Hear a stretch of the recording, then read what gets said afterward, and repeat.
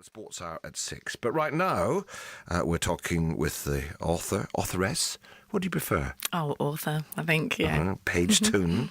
Chasing Daisy, I Knew You Were in Trouble, One Perfect Summer, Lucy in the Sky, 13 books in all. The new one coming out any day now.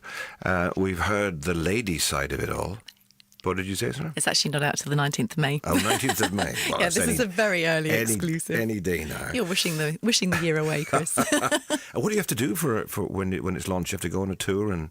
Yeah, I'll do some book signings and we'll be having a party and stuff like that. So have to do articles and hopefully I'll be able to come back here maybe. Well, of course. But you have to go around and apologise to everybody who's going to feature in the book.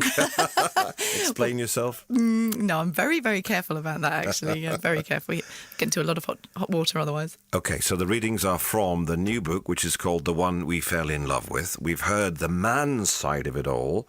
Now we hear the girl's side. That's right.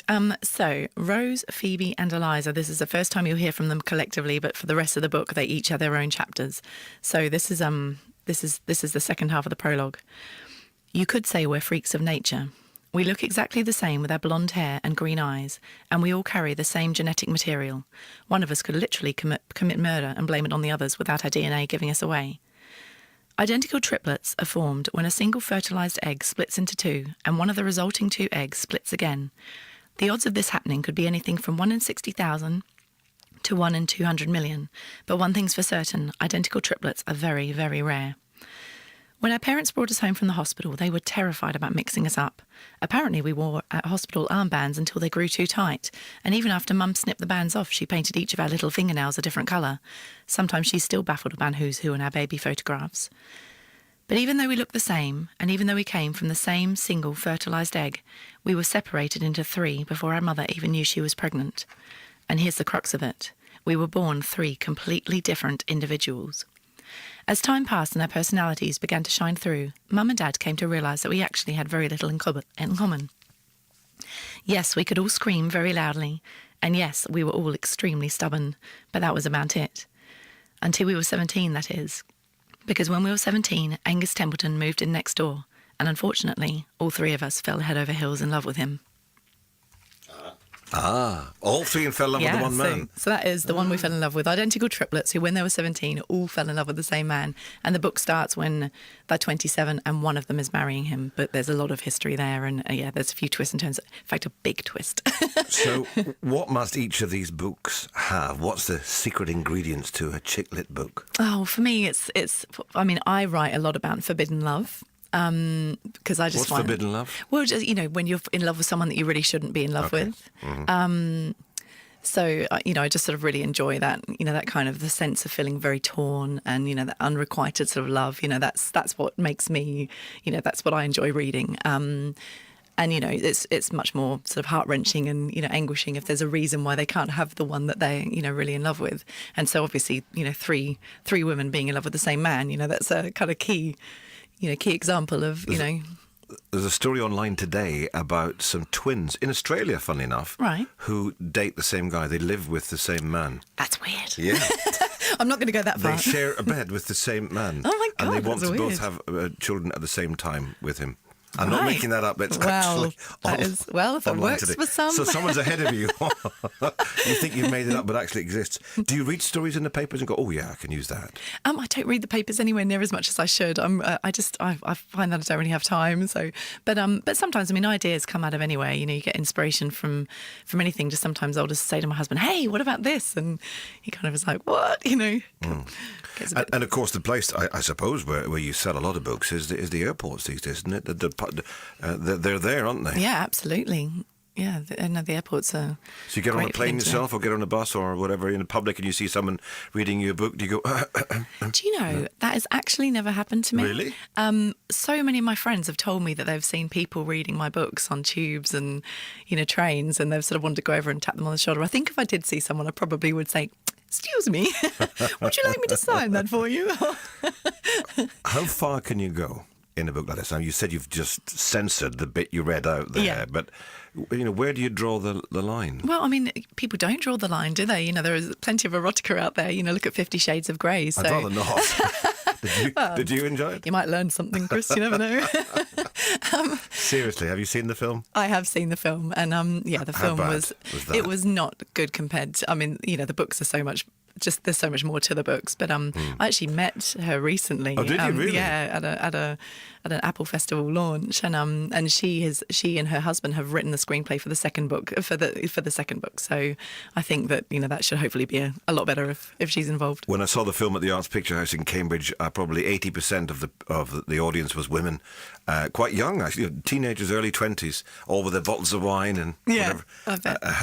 having a fun night out. Is that what it's about? It's just fun. Well, it is fun, but you want it to be a little bit deeper. I think chick lit maybe has a bit of a derogatory sort of, a name in a sense, because people think that there is nothing to it apart from fluff, and that's certainly not what I write or what I aspire to write. Marion Keyes, in fact, Marion has actually given me a quote for this book, which I was just so honoured by. She's like the biggest chick lit author in the world. Absolutely. And yeah, she says, you'll love it, cry buckets and be uplifted. And Giovanna Fletcher's given me another one as well, so I've got a couple of really lovely... Are there plots still left to do? Because there are quite a lot of them, and there is a sort of style, isn't there? But are there still new things to write about? I would say so. I mean, it's like you'd say the same about music. Is that could there possibly be any new music out there in the world? Like we've heard so many different songs, and they're all different. So. And do you have to have a happy ending necessarily? No. In fact, I haven't had happy endings for all of mine. I like I think, as women's fiction goes, I think my books are probably some of the least predictable out there. That it's not a guaranteed thing. There's always some sort of bittersweet, and I try to be quite true to life in that respect. I don't want it all to be wrapped up nicely. There's got to be something there which kind of makes your heart. Well, also the characters can come back in the next book. Well, and they do. As Lucy came back, didn't she? Yeah, a lot of my characters cross over, so they're all standalone books except for one, which is a sequel, and that's Baby Be Mine, which is a sequel to Johnny Be Good. But all of the books are standalone, but they do have little mentions of previous characters, just so for the readers who have read those books, they can find out what they might be up to. And this one's got a few cameos, So you write two different styles. You write teenage books and one's for adult. I do, that's right. So the one we fell in love with is my adult book, and that's coming out in May. It is available to pre-order, though, just in case anyone's interested. And then my second book is actually the third in a series that I've been writing about a 15-year-old daughter of a rock star, and we've just got a title for it. It's called All About the Hype, and that comes out in July. And I'm really excited about that one. That's just so much fun to write. It's writing all about this sort of celebrity world, and she's a very ordinary girl, and she suddenly finds out that when her mother passes away, her mother dies, she finds out that her father is actually a rock star and suddenly thrown into this sort of crazy celebrity lifestyle. And so this is the third book in the series, and it's probably the most happens in this one. So is telly going to come calling, or movies? Have you had? Well, you never know. Have you sniffed around yet? Yeah, I have had a few. I've had a few sort of inquiries, and we did sell the rights for Chasing Daisy, although that has lapsed. I think it's very difficult to sell a chick lit in. You have to sell millions of copies, I think. But even Marion, who sold like 20 or 30 million copies, her books haven't been made into movies. And I can't really understand why, because I would love to see so many of them in film. But yeah, never say never. Not to give too much away, but you're a mum. Yes. Two wee ones. Yes. Who are, 6 and 8? Yeah, one's about to turn 6 on Monday, Okay. and the other one's 8. So at some point, Paige, they're going to read the books and go, Mom! Oh, I know. I'm actually dreading that moment. It's like every time I put a swear word in my books, it's like, bless them. My son still doesn't know swear words. He will sort of come home and say, Mum, don't worry about this, Chris, Please. I'm not going to swear. But he says, is the F word fart? And it's like, no, it is not. Okay. Well, Paige, we wish you the very best with the one we fell in love with, which is out when? It's out on the 19th of May. Okay, and... All About the Hype is out on it's in July, late July. Brilliant. It's been a pleasure to talk to you, and people can find out more on your website, which is? They can, PaigeToon.com, and I also have a free book club where I write quite a lot of exclusive extra stories, and that's called The Hidden Page, so you can sign up at PaigeToon.com. Excellent. If you would like to. Thank you for being my guest. Thank you very much for having me. And the Film Club is next after the news and the travel and the weather.